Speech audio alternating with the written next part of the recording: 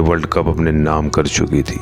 ये टीम अगर जीतने पर आ जाती तो साम दाम दंड भेद कुछ भी अपनाकर विपक्षी टीम को हारने पर मजबूर कर देती थी।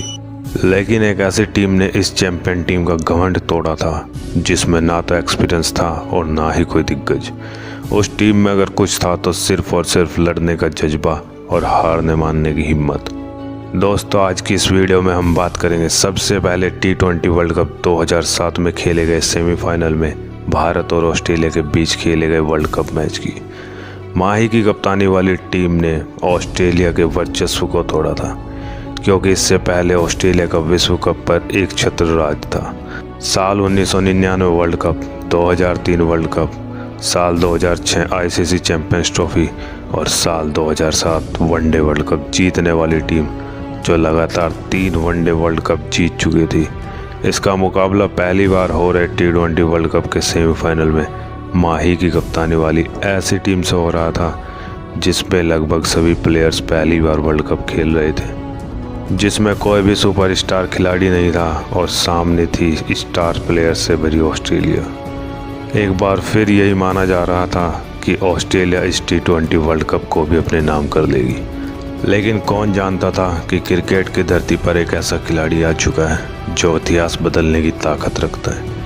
वह एक ऐसा कप्तान है जो विकेट के पीछे से जादूगरी दिखाता है, जिसके ऊपर क्रिकेट का भगवान भी भरोसा रखता है, जो बिना बोले सामने वाले टीम की बॉल बंद कर देता है और इशारों में मैच का रुख बदल देता है। जगह थी जोहान्सबर्ग, दक्षिण अफ्रीका। ये वही दिन था जिस दिन भारत और ऑस्ट्रेलिया के बीच T20 वर्ल्ड कप का सेमीफाइनल मैच खेला जाने वाला था। ये ऐसा मैच था जहां सारे क्रिकेट पंडित, सारे क्रिकेट के जानकार ऑस्ट्रेलिया को अपना फेवरेट बता रहे थे। इंडिया के फेवर में ना ही लोग थे और ना ही रिकॉर्ड्स, लेकिन किसको पता था कि आज पूरा इतिहास पलट कर रखा जाने वाला है। मैच शुरू हुआ, इंडिया ने टॉस जीतकर पहले बैटिंग करने का फैसला किया। भारत की पावर प्ले में बैटिंग को देखकर कोई भी यह नहीं कह रहा था कि भारत फाइनल खेलने के लिए आया है। पहले 6 ओवर में गंभीर और सहवाग ने मिलकर मात्र 33 रन ही बनाए थे। इन दोनों की उस दिन बैटिंग देखकर तो भारतीय प्रशंसक भी यही प्रार्थना कर रहे थे कि किसी तरह ऑस्ट्रेलिया इनको आउट कर दे। जॉनसन ने इन दोनों को आउट करके भारत पर कृपा कर दी। अब 8वें ओवर तक भारत 41 के स्कोर पर 2 विकेट खो चुका था। मायूस भारतीय प्रशंसक ये मान चुके थे कि यह ऑस्ट्रेलियाई टीम भारत को आसानी से उखाड़ फेंकेगी। लेकिन तभी एंट्री होती है एक ऐसे खिलाड़ी की जो सचमुच भारतीय टीम का नायाब हीरा बन चुका था, जिसने इसी वर्ल्ड कप में ही अंग्रेजों को पानी पिला दिया था, जिसने 6 छक्के 1 ओवर में लगाकर इतिहास रच दिया था। एंट्री होती है युवराज सिंह की। उसने ऑस्ट्रेलिया के खिलाफ इस मैच में आते ही लगातार 2 गेंदों में 2 छक्के जड़ दिए और बता दिया कि दुनिया इस मैच के बारे में जैसा अनुमान लगा रही है वैसा नहीं होगा। उसने छक्के और चौकों की बरसात कर दी और देखते ही देखते 20 गेंदों में 50 रन बना डाले। भारत का स्कोर जहां पहले 10 ओवर में 61 रन था, वही स्कोर 14वें ओवर की समाप्ति तक 114 रन पर पहुंच जाता है। युवराज का साथ उस समय रॉबिन उथप्पा दे रहे थे, जिन्होंने 34 रन की शानदार पारी खेली थी। लेकिन रन लेने के दौरान तालमेल में कमी के चलते उथप्पा रन आउट हो जाते हैं। फिर क्रीज पर आते हैं महेंद्र सिंह धोनी। युवराज के द्वारा ऑस्ट्रेलियाई गेंदबाजों की हो रही जमकर धुलाई को देखकर धोनी ने भी आते ही अपने हाथ खोलने शुरू कर दिए थे। उन्होंने भी 18 गेंदों में 36 रन बना दिए। वहीं युवराज की 30 गेंदों में 70 रनों की खेली गई वो पारी ऐसी पारी थी जो ऑस्ट्रेलियाई गेंदबाजों के लिए किसी खौफनाक सपने से कम नहीं होगी।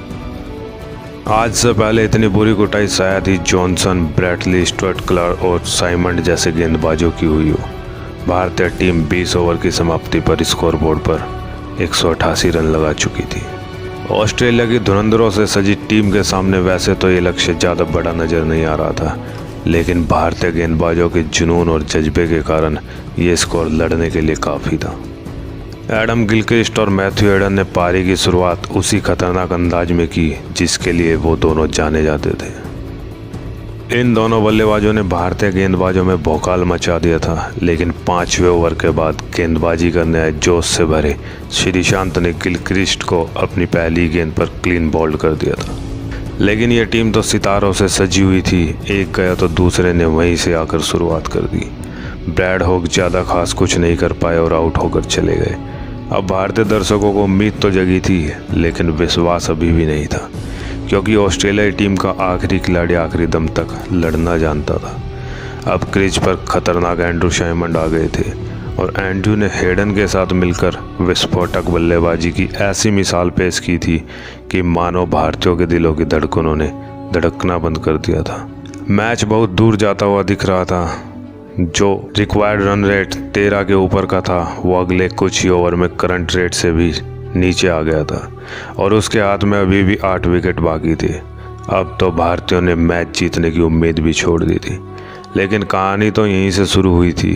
उस नए कप्तान के दांव की कहानी यहीं से शुरू हुई थी, टीम इंडिया के कमबैक की और ऑस्ट्रेलिया के घमंड के टूटने की। धोनी ने एक बार फिर से गेंद जोशीले श्रीसंत को दी और उन्होंने हेडन का ऑफ स्टंप उखाड़कर मैच को बराबरी पर ला खड़ा किया।